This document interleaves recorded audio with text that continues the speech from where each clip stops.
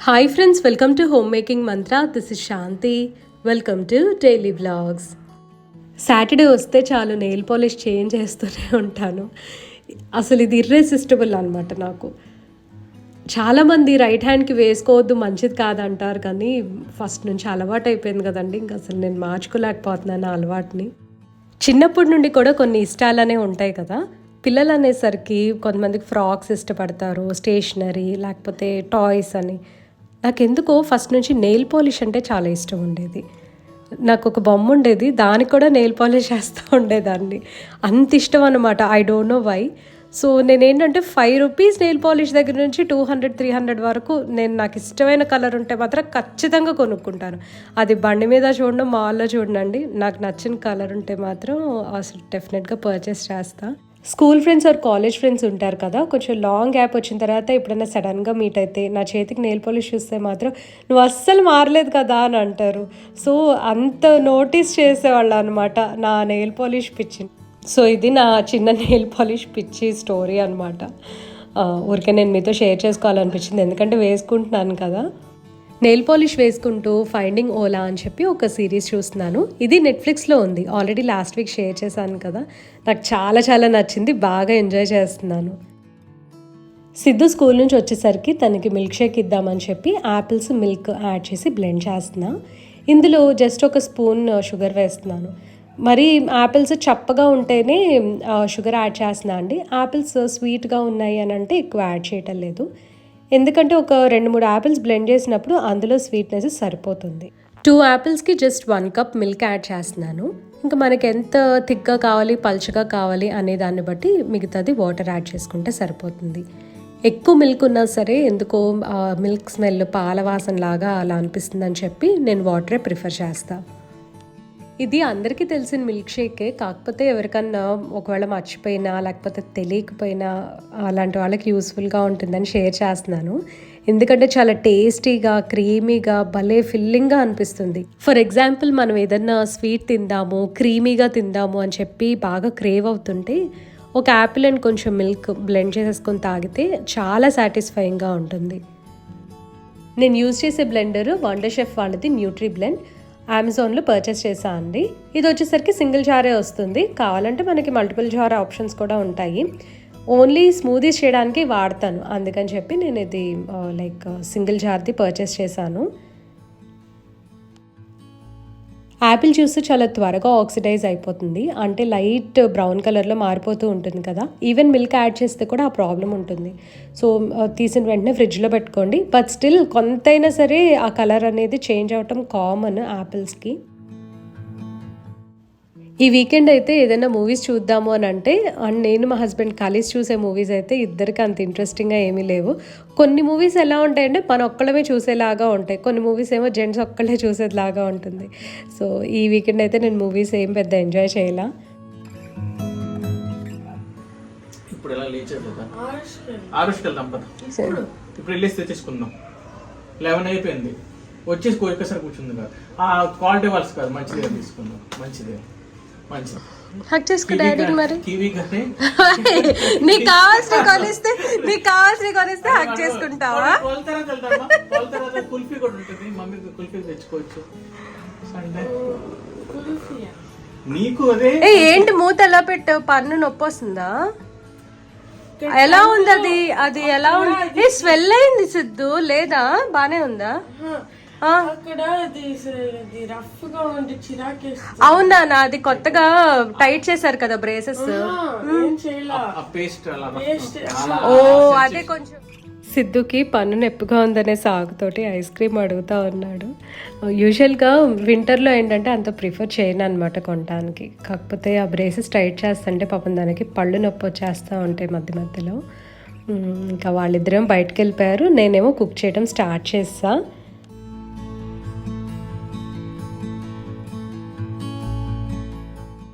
Sunday కదా, ఏదన్నా non veg తీసుకొచ్చి కుక్ చేద్దాము సిద్ధుకని అనుకున్నా, కానీ సంక్రాంతి టైంలో ఫుల్గా ఎంజాయ్ చేస్తాం ఇద్దరం కూడా. సరే కొద్దిగా గ్యాప్ ఇద్దాంలే అని చెప్పి ప్రస్తుతము ఎగ్ చేసేస్తున్నా. ఉల్లిపాయ పులుసు ఉంటుంది కదండి, చింతపండు వేసుకొని చేస్తారు, అది చాలా బాగుంటుంది. నేను ఈ మధ్య ఏం చేస్తున్నా అంటే ఎగ్ వేసి ఉల్లిపాయ పులుసు చేయాలి అని అంటే మళ్ళీ మా హస్బెండ్ తినరు, తను వెజిటేరియన్ కదా. సో అందుకని చెప్పి తన కోసమేమో మష్రూమ్స్ యాడ్ చేసి ఎగ్ పులుసు చేసేస్తున్నాను. మాకేమో ఎగ్స్ సెపరేట్గా ఉడకపెడుతున్నాను. సో దట్ మామూలుగా ఉల్లిపాయ పులుసు ముగ్గురం తినేయచ్చు అండ్ ఎగ్ ఏమో నేను సిద్ధు తినచ్చు.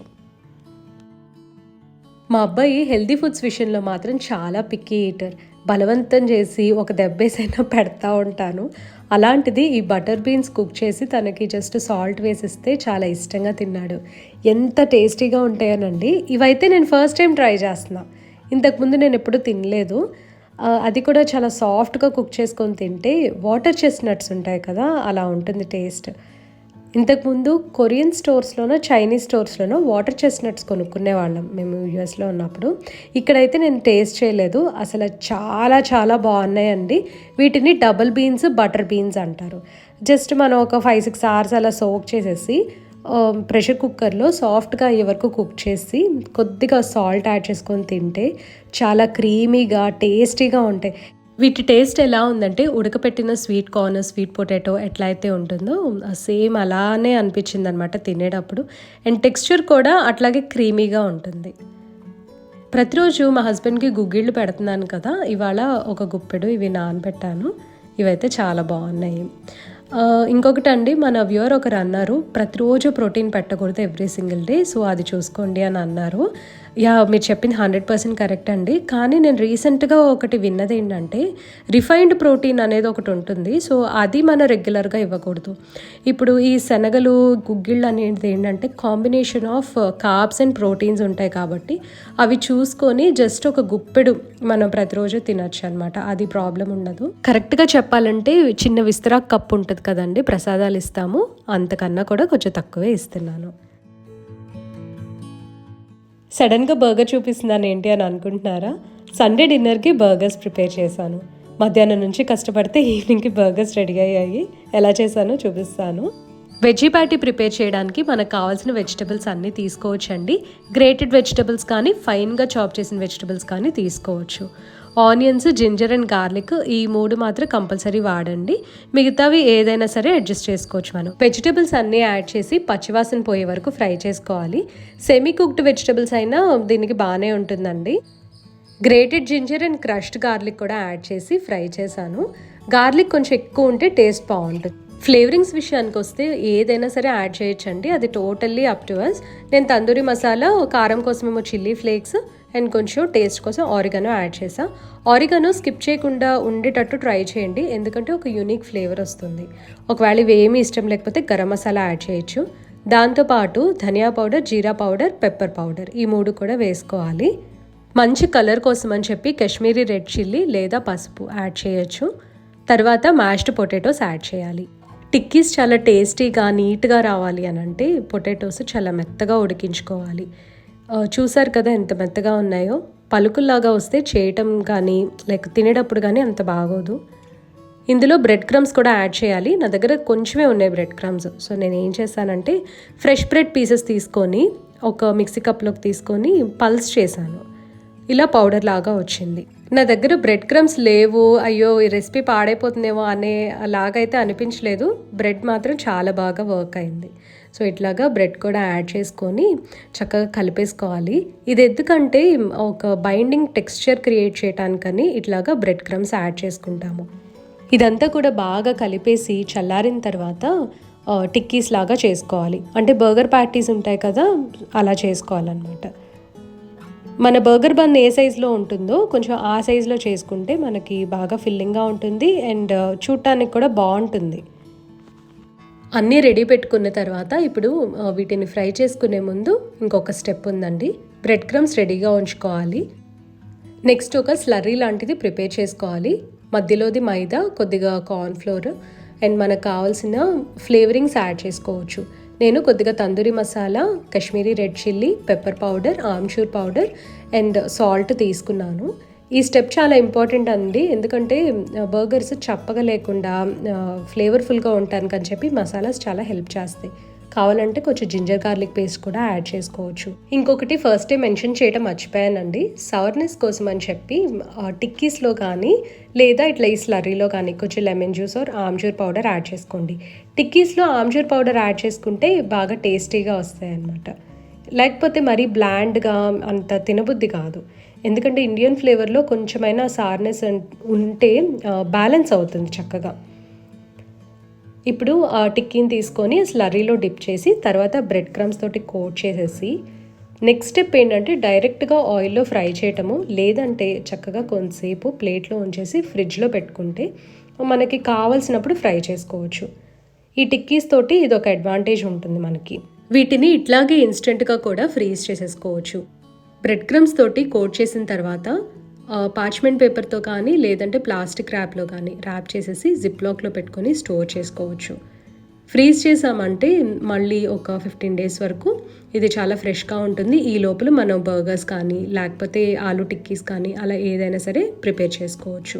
ఇలాంటివి మాత్రము లైక్ 1 month అట్లా ఉంచితే అంత బాగోవేమో అని అనుకుంటున్నా. అంటే మన ఇండియన్ క్లైమేట్కి లైక్ ఫారిన్ కంట్రీస్లో అయితే వాళ్ళ క్లైమేట్ డిఫరెంట్గా ఉంటుంది కాబట్టి మంత్స్ టుగెదర్ స్టోర్ చేసుకుంటారు.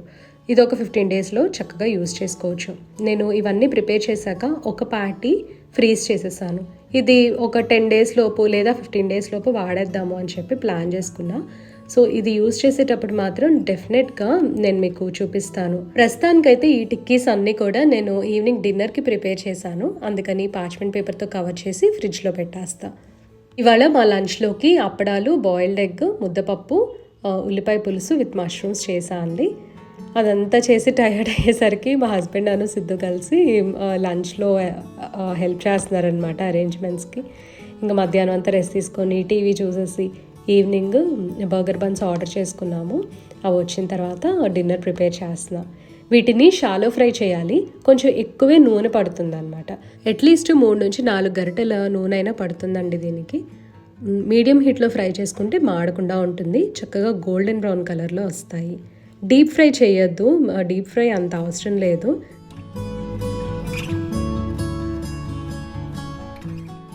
నాన్ వెజ్ బర్గర్స్ కన్నా కూడా వెజ్ బర్గర్స్లో బోల్డన్ ఆప్షన్స్ ఉంటాయి అని అనుకుంటాను.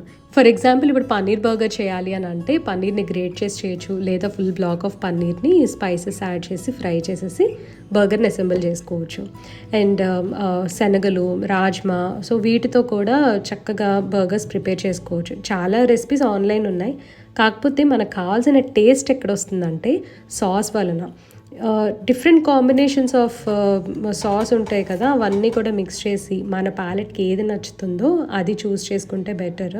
అసలు అక్కడే ఫుల్గా సాటిస్ఫాక్షన్ అనేది వస్తుంది. బ్లాండ్గా ఉంటే బర్గర్స్ అస్సలు బాగోవండి. అందుకని సాస్ చూస్ చేసుకునే విషయంలో మాత్రం చాలా జాగ్రత్తగా ఉండాలి. ఈవెన్ పికిల్స్ యాడ్ చేసుకుంటే కూడా చాలా బాగుంటుంది. పికిల్స్ అంటే ఇప్పుడు మన కుకుంబర్ని సాల్ట్ వాటర్లో వేసి చేస్తారు. సో అట్లాగా కొన్ని ఉంటాయి, గర్కిన్స్ అని పిలుస్తారు. సో అలా ఏమైనా సరే యాడ్ చేసుకోవచ్చు. ఈవెన్ పికిల్డ్ ఆనియన్స్ చాలా బాగుంటాయి. ఇప్పుడు నేను ఈ రెడ్ సాస్ చేశాను కదా, అదేంటంటే మెయినేజ్, కెచప్, పెరి కొద్దిగా కాశ్మీరీ రెడ్ చిల్లీ, సాల్ట్ ఇవన్నీ మిక్స్ చేశాను. చాలా టేస్టీగా వచ్చింది. ఈవెన్ మనకి తందూరి మెయినేజ్ అని దొరుకుతుంది, అదైనా యాడ్ చేసుకోవచ్చు. అంటే మనం ఈ ఫ్లేవర్స్ అన్నిటితో పాటు అది కూడా కొంచెం యాడ్ చేస్తే యూనిక్ ఫ్లేవర్ వస్తుంది అనమాట.